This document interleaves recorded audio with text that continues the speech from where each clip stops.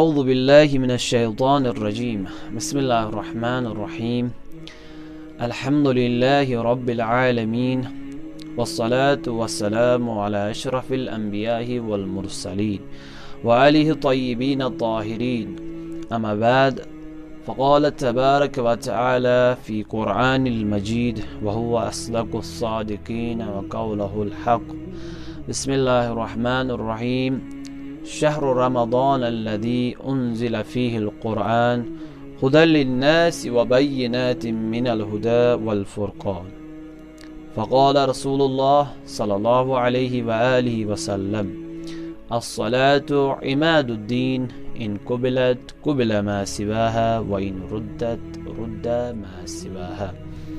السلام علیکم ورحمۃ اللہ وبرکاتہ۔ امید کرتے ہیں کہ آپ سب بخیر و عافیت سے ہوں گے انشاءاللہ۔ اور جس طرح سے میں نے آپ کی خدمت میں رسول اللہ صلی اللہ علیہ وآلہ وسلم کی ایک حدیث پیش کی، جس میں رسول اللہ صلی اللہ علیہ وآلہ وسلم فرماتے ہیں الصلاۃ عماد الدین ان قبلت قبل ما سواها وان ردت رد ما سواها، یعنی نماز دین کا ستون ہے۔ اگر نماز قبول ہوئی تو سارے اعمال قبول، اگر نماز رد ہوئی تو سارے اعمال رد۔ جس طرح سے ہم نے آپ کی خدمت میں کچھ ویڈیوز پیش کیے تھے آپ کی خدمت میں، اگر آپ نے وہ پہلا ویڈیو نہیں دیکھا ہے جس میں ہم نے نماز کی اہمیت بیان کی تھی، تو ڈسکرپشن میں جا کے آپ وہ ویڈیو دیکھ سکتے ہیں، جس میں ہم نے کہا تھا کہ نماز کی اہمیت کیا ہے۔ بہت ہی معذرت کھائیں کہ آج بہت ہی دنوں کے بعد پھر سے آپ کی خدمت میں حاضر ہیں، چونکہ کچھ آن لائن کلاسز تھے اور دیگر قرآنی پروگرام، جن کی وجہ سے یہ دروس جو ہیں وہ مکمل نہیں کر سکے ہم۔ انشاءاللہ ماہ مبارک رمضان کا بھرپور فائدہ اٹھاتے ہوئے انشاءاللہ اٹھائیں گے، اور آپ کی خدمت میں انشاءاللہ یہ دروس، تجوید کے دروس، اس کے بارے میں انشاءاللہ ہم ویڈیو آپ کی خدمت میں انشاءاللہ پیش کریں گے۔ تو آپ سے گزارش ہے کہ آپ ہمارے ساتھ رہیں۔ انشاءاللہ آج کے اس ویڈیو میں ہم بات کریں گے، آیا جو ہم نماز پڑھتے ہیں، آپ میں سے بہت سارے لوگ یہ سوال کرتے ہیں کہ جناب کیا نماز جو ہے وہ ضروری ہے کہ فصیح عربی لہجے میں پڑھی جائے؟ کیا ہم کشمیری زبان یا اردو زبان میں نہیں پڑھ سکتے؟ یہ جو سوالات ہیں انشاءاللہ ان کے جوابات بھی انشاءاللہ ہم دیں گے آپ کو، لیکن آپ سے گزارش ہے کہ آخر تک ہمارا ساتھ دیجیے گا، تاکہ آج کا یہ جو ویڈیو ہے انشاءاللہ آپ کو اس کا مقصد سمجھ آ جائے، اور اگر آپ کو بھی کوئی غلطی ہوتی ہے نماز پڑھنے میں تو انشاءاللہ آج آپ کی وہ غلطی دور ہونی چاہیے۔ اس لیے آپ سے گزارش ہے کہ ویڈیو کو آخر تک ضرور دیکھیں۔ جیسے میں نے آپ کے سامنے بتایا کہ کیا ضروری ہے کہ عربی زبان میں ہم نماز، یہ جو نماز ہے کیا ضروری ہے کہ ہم عربی زبان میں پڑھیں؟ کیا ہم اردو، کشمیری، انگلش جو یہ زبان ہے، کیا ان زبانوں میں ہم نماز نہیں پڑھ سکتے؟ جی نہیں پڑھ سکتے۔ اس سوال یہ جو ہیں، اس سوال کے دو جوابات، آئے دیکھتے ہیں اس سوال کا پہلا جواب کیا ہے۔ بسم اللہ الرحمن الرحیم۔ جیسا کہ ہم نے بتایا کہ نماز میں حروف کو عربی زبان میں کیوں تلفظ کرنا ہے، تو سوال ہمارا یہ ہے کہ ہم کیوں نماز میں حروف کو عربی زبان میں تلفظ کرتے ہیں۔ تو اس سوال کے دو جوابات موجود ہیں جو کہ ذیل میں بیان کیے جا رہے ہیں۔ پہلا جواب یہ ہے، بزرگ مرجع کرام تقلید حفظہم اللہ کی رسالوں میں آیا ہے کہ جن کو یہ ممکن ہے ان پر واجب ہے کہ نماز پڑھنے کی صحیح قرأت سیکھے۔ نماز پڑھنے والے پر واجب ہیں حمد و سورہ اور نماز کے ساری اذکار کو عربی فصیح اور حروف کے مخارج کے ساتھ تا حد ان کو ادا کرے۔ اسی بنا پر نماز پڑھنے والے کو چاہیے کہ حروف کو ایک جیسا ادا نہ کرے اور ایک حروف کی جگہ دوسرے حروف کو تلفظ نہ کرے۔ مثال کے طور پر ضاد کی جگہ ظا ہو جائے تو نماز باطل ہے اور قضا بھی کرنا پڑے گی۔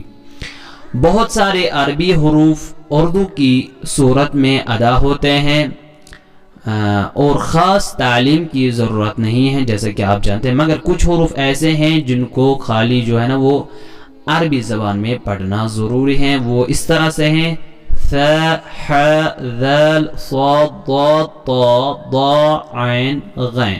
یہ تھا پہلا جواب اس سوال کا. تو آپ نے ملاحظہ فرمایا کہ تمام مرجع کرام اس بات کا حکم دیتے ہیں کہ نماز جو ہے وہ عربی زبان میں ہونی چاہیے.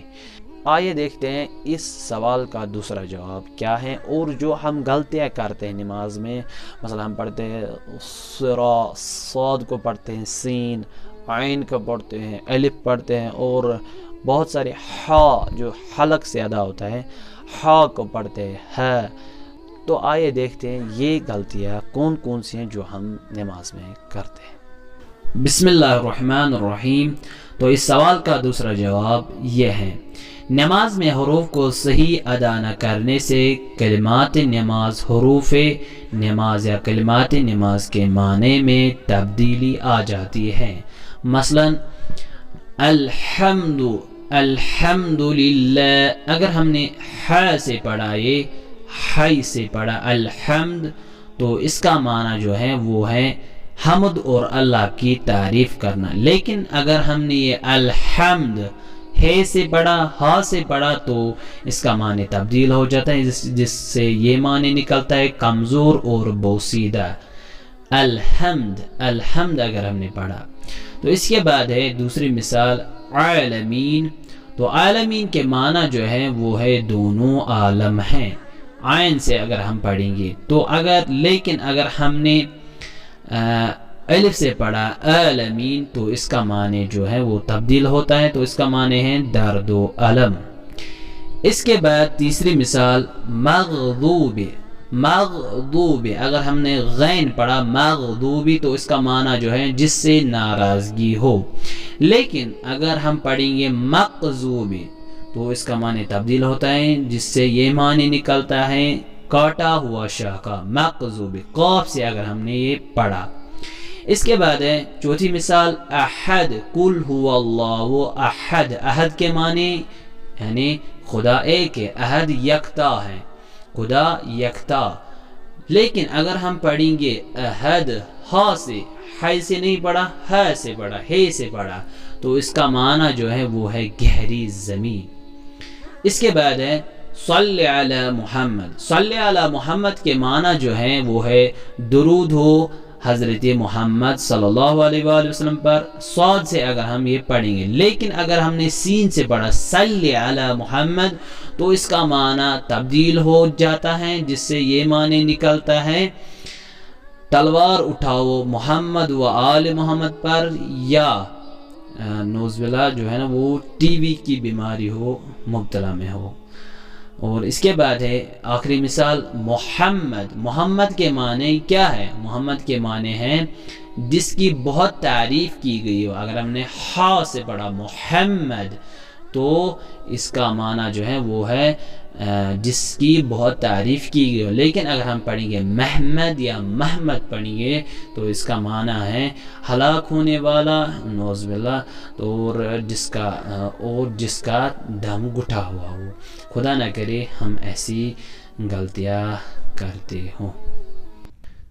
تو آپ نے ملاحظہ فرمایا اس ویڈیو میں کہ ہم جو غلطیاں کرتے ہیں وہ کتنی بڑی ہیں، اور ان غلطیوں سے جب ہم یہ غلطیاں کریں گے تو ہماری نماز درست نہیں ہو سکتی.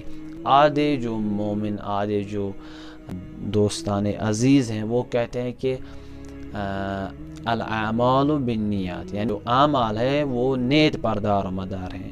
لیکن چونکہ اگر ہم غلط پڑھیں گے تو اس میں تو نیت کسی کام کی نہیں رہی. جب ہم قرآن پڑھیں گے تو ہم دل سے پڑھیں گے.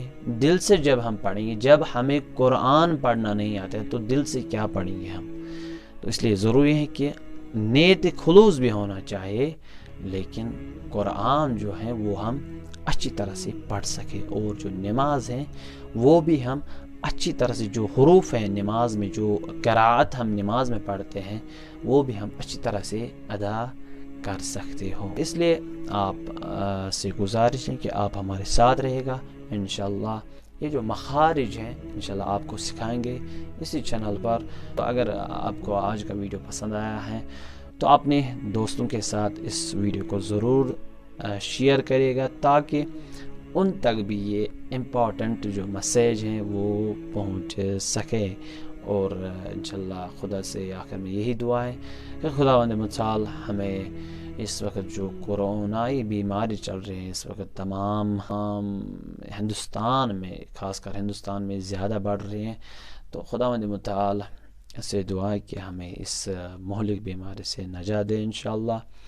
اگر آپ کو آج کا ویڈیو پسند ہے تو اپنے دوستوں کے ساتھ ضرور شیئر کرے گا. اگر آپ ہمارے چینل پر نئے ہیں تو چینل کو سبسکرائب کیجیے گا. اور جو اس کے بارے میں تجوید، جو نماز کے بارے میں جو عقیل الغراوی صاحب کہتے ہیں، ان کا بہت ہی خوبصورت بیان ہے، وہ دیکھنا نہیں بھولے گا انشاءاللہ اگلے ویڈیو میں. تب تک کے لیے خدا حافظ و التماس دعا. یا مقلب القلوب والابصار، یا مدبر اللیل والنہار، یا محول الحول والاحوال، حول حالنا الى احسن الحال. خدا حافظ. اللهم نور